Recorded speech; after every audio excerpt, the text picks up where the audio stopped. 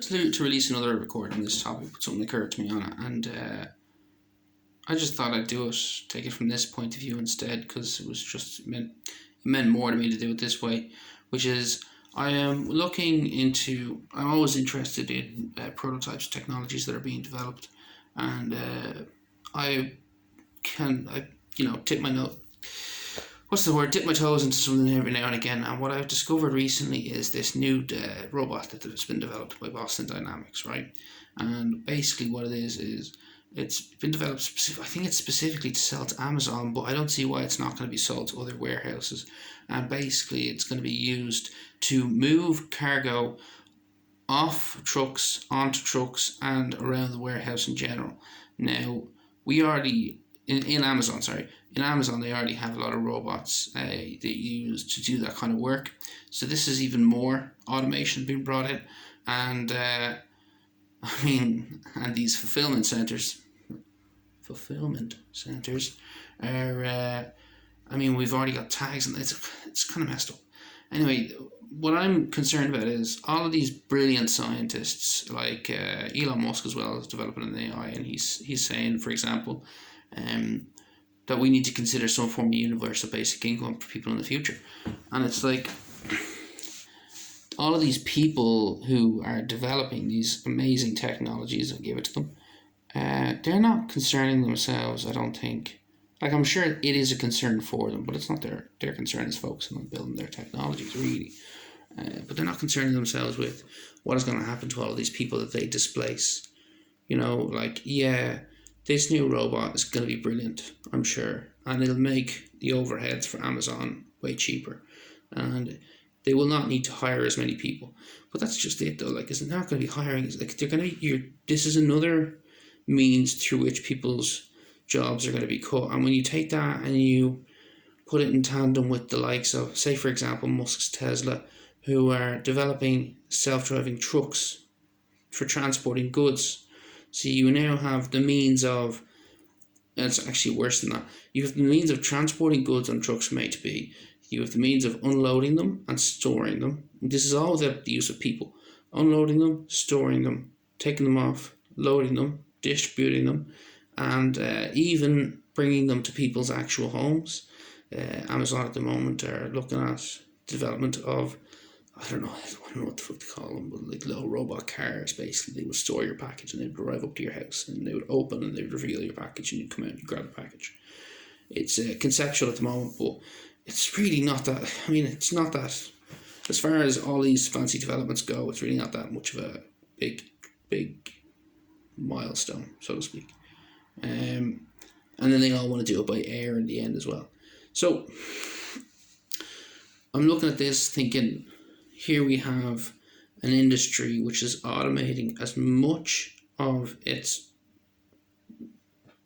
industry, I guess, as possible. And all of these companies like Tesla, like Boston Dynamics, who are developing these technologies to work to automate these systems, nobody is focusing on what is going to happen to all of these people that you're making redundant. And what I find weird about that is you need people with earning power to make, to just have a functional, not just economy, but a functional country. If people, I don't see how Elon Musk suggests universal basic income. I don't see how that'll work. I think people like to go out and earn money. I think they'll be very annoyed at the prospect of this, but most people won't notice it until it's already too late, I don't think. Everyone knows, but they don't really pay attention to it until it comes and actually comes for them. But it'll be interesting to watch it now play out over the next 10 years, because these things will come into play and they will displace a lot of people. And then the displacement of those people, I'm sure, will have impacts on others. And there's no sign of what are we going to do for those people. Really, like Elon Musk, this brilliant man who builds rockets to Mars, revitalized the electric car, and has invested a dramatic amount of time in AI. We'll be bringing AI chips as well. His best solution is give people free money. I mean, there's no thought put into what's going to happen to people. It's all just how do we replace them.